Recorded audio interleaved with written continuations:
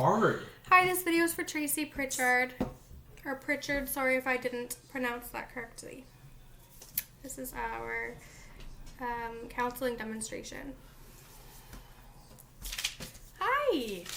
Alex, how are you? How have you been? I've not been too good, to be honest with you. No? Why? What's been going on? I had a couple days ago, I had a family friend that was murdered. Wow. Oh my gosh. First of all, my condolences about that. That must be very hard for you. Thank you, I appreciate it. How has that been making you feel? Do I have to talk about it? No, we don't have to talk about it. That's totally up to you. I'm here to help you in any way that I can, and this is about you. So whatever you want to talk about, and here to support you. Okay, I mean, I have no one else to really share it with. So maybe we can start slow. I can talk about it a bit and see how I feel, if I want to continue to talk about it. Okay, yeah. So how have you been, how has this been making you feel, first of all? It's made me feel really, really sad and almost to the point of depression. It makes me feel guilty. It makes me feel helpless. And a lot more other emotions. Mostly sad and just crying a lot. Right, and those are all totally normal things when these unfortunate situations happen. It's terrible that you're dealing with this, and so a family friend passed away, and it's got you feeling a lot of different emotions right now. Yeah. How have you been dealing with the emotions? Like, how have you been? To be honest, I've been drinking at night. Okay. I don't usually drink, but it's the only thing that calms me down right now. I've been drinking a lot of hard liquor. And then sometimes I'll follow that up with beer. Okay. It's the only thing that numbs the pain right now. Yeah. Okay, so Alex, have you been able to talk to anybody else about this? I don't have a good support system. I have one sister and she lives in London, England. So like the time difference. Yeah, So when I'm like getting ready to sleep, she's up and vice versa. And my friends, I don't feel close to sharing with them. They're more of acquaintances to me. So these are things that like I need to speak to someone that would care and understand. Mm-hmm. So I haven't really had anyone to really talk to at length about it. I've mentioned it to a couple of coworkers, a couple of people, but not get into the what's really going on inside. The root of yes. The issue here. Yes. I want to point out first of all that when these things happen, it's okay to be in your feelings and in your emotions. It's okay to grieve, and that's all completely normal. But at the same time, it makes it difficult when you're going through these things and you feel like you don't have anybody to talk to. I mean, that can be incredibly distressing. It's difficult. So I keep everything inside, and it kind of overtakes me because like I want to talk about it, but then like I don't want to say it to the wrong person, and then they might just brush it under the table. So it's kind of hard. That's why it was kind of hard for me to even share with you today. Yeah. So that's understandable. What do you think that we can do together to help get through these emotions and feelings, and you're kind of in a rut right now, and what do you think that we could do to get through this together and get better emotionally? I think like the first step would be I guess justice, and like finding out why this happened and making it alright for his family and stuff. They're probably having sleepless nights, probably going through it way worse than I am, because they're his immediate family and cousins and brothers and sisters, and he has kids also. Okay. So that's rough. just justice, I would say. kind of get here, Ryan, is that, Alex, sorry, I had an echo. I thought you were somebody else for a second. But, is what kind of helps sometimes is thinking of, previous memories that you've had and happy thoughts that you had, and maybe, you guys did activities or positive memories that you guys had together when you were with that person. I know that those can help. That sort of thing can help.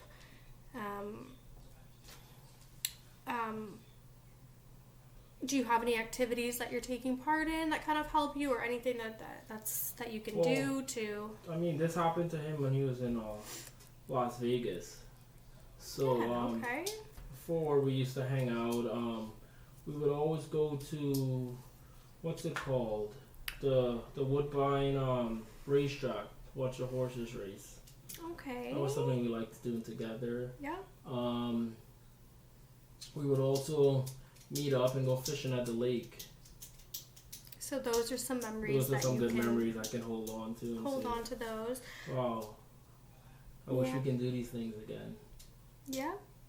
And so I think writing those down and kind of going through those times and would be helpful to you. What would I be writing down? Sorry. Writing down the memories and just going over them. And okay. It's kind of like an exposure therapy. So what you would do is write down the memories and be exposed to those memories. Yeah, that actually makes sense. Relive it kind of thing. Kind of, yeah. So that can be helpful.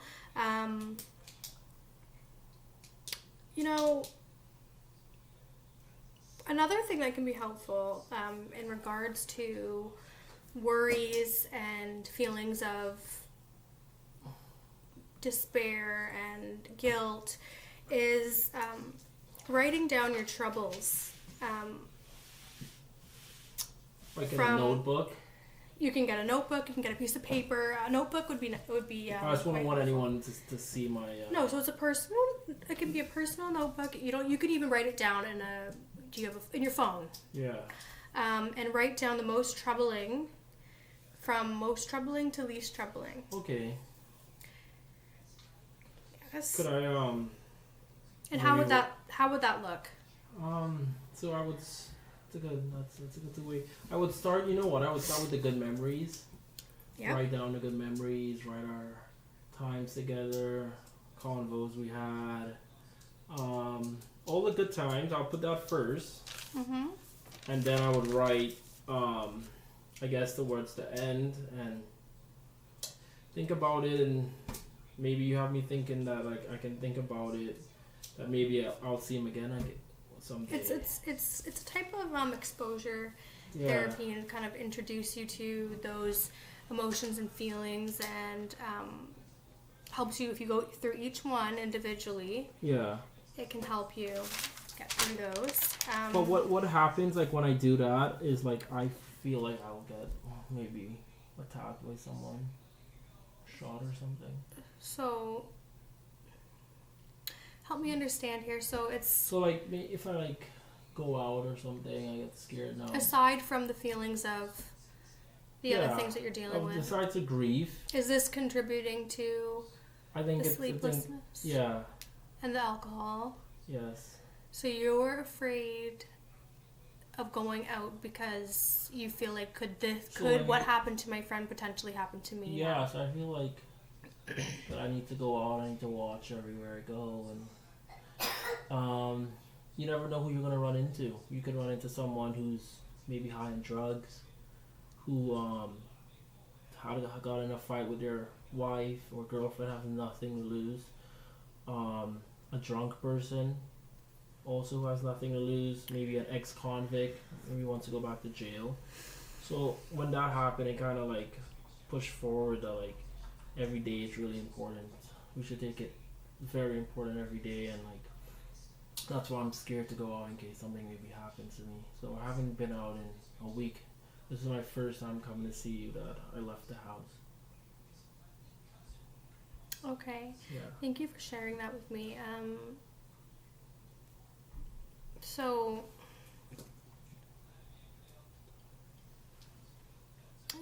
for sharing that with me. So now we're at a point here where you're not wanting to leave the house. So that's kind of be hard. Is everything okay? Like, are you showering and eating okay? Or I know this will be kind of gross and like it's kind of gross. Like, I don't really want to talk about it, but I haven't showered and I have no appetite.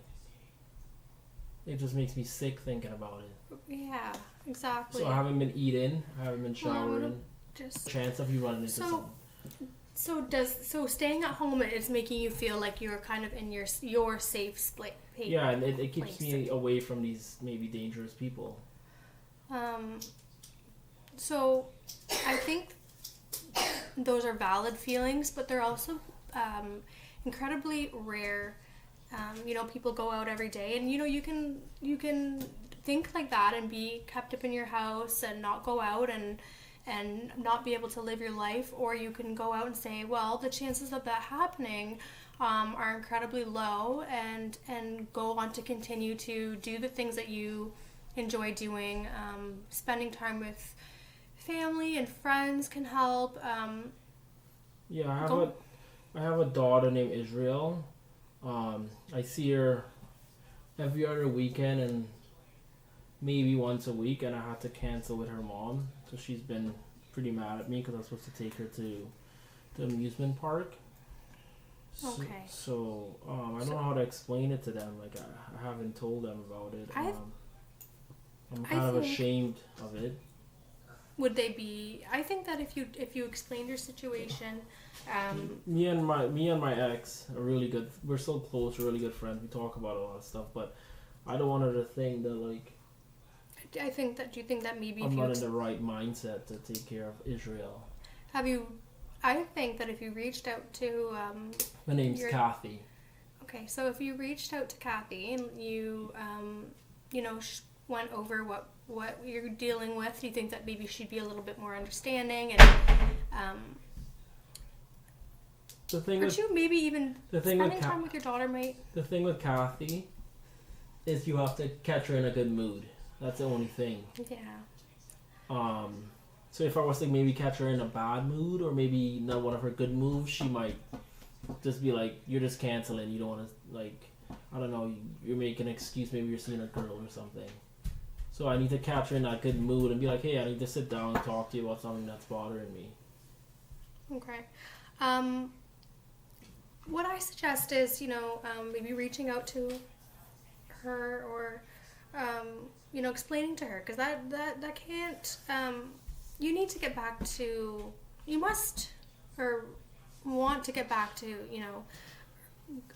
some sort of normalcy, all while going through grief. It's still totally normal, but, so let's come up with a plan here, together, and just kind of go over a couple things that you can work on until we meet next week, and hopefully you take it one step at a time and get through this together, okay?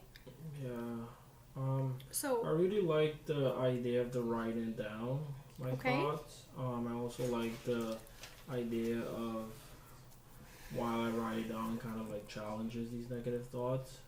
And I also like the idea of trying to meet with Kathy. Yeah. Okay, so those are great things to do. So let's. What other steps can we put in to help? So we're gonna do the writing down of our fears and rate them. I write down our emotions and our feelings, and we're going to, and those are two great things to take into account and work on. We don't want to take it too far and get you sort of in a rut. So I understand that your family is important to you, as we've talked about in other sessions. So maybe reaching out to Kathy, maybe even try that for next week, and we can take it from there and try and get you back to the best that you can be. Okay? So how do I stop the thoughts though? That's a bit of a tricky one. It's helpful to realize that your thoughts are just that. They are just thoughts. These are things that, we can't always control our thoughts. It's okay to have these thoughts,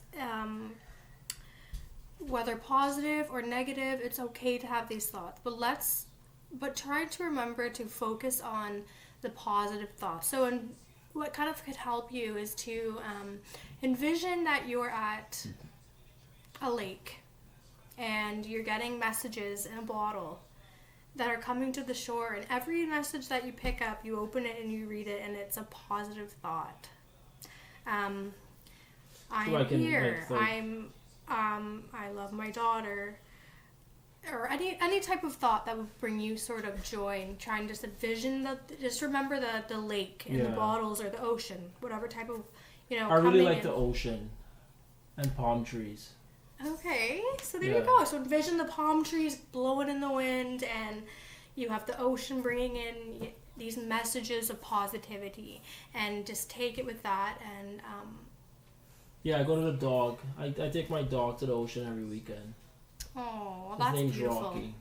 Oh wow, yeah, nice. He's a German Shepherd. Oh wow, so cute. So we head down there and I read a book sometimes.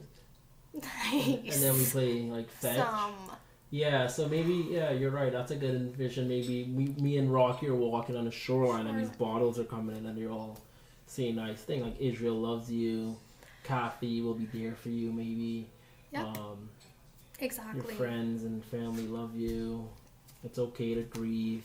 It takes a while to grieve. You know what, you're doing exactly that, and you got it. You're doing great. And so let's leave on that. Let's end our session here, our meetup, on that note, and with that work in mind. I'm so sorry. I shouldn't know. Let's leave our session and take the things that we've talked about today and try to utilize them this week. And hopefully... you think I should continue the drinking? Of course not. It's only I don't have the sorry knowledge. to put you on the spot that. You know what? Okay. That wasn't a good question. I'm an adult and I should make those decisions myself. Yes. Yeah. No worries. So let's... Okay, so you know what? We're going to do our thought calendar. The... Meeting up with Kathy. The meeting up with Kathy. We're going to make that one of our goals. The walk with Rocky at the ocean. Walks with Rocky. You have it. You've got it. And what if I'm not doing well? Is there a number I can call? Maybe a... Yeah, you know what? Suicide prevention number? There is. And I'm going to actually give you the resource when we leave here today. I'm just going to go print it out and I'll pick it up at my copier there. And I'll send you that home. And I look forward to meeting up with you next week and discussing this and seeing where we stand. Okay? Okay, well, I feel a bit better. Exactly. I feel a bit better. Good. I'm sharing this. It was a big step for me. I haven't talked about it with anyone else. So thank you for listening, and I'm gonna take your advice and try these steps out to hopefully help me get to where I need to get to. Yeah. That's pretty much all I have to say on that topic. Okay, that sounds good. Okay, so we'll talk next week. Okay. Okay, bye. Bye. 1924. Daddy? Yeah.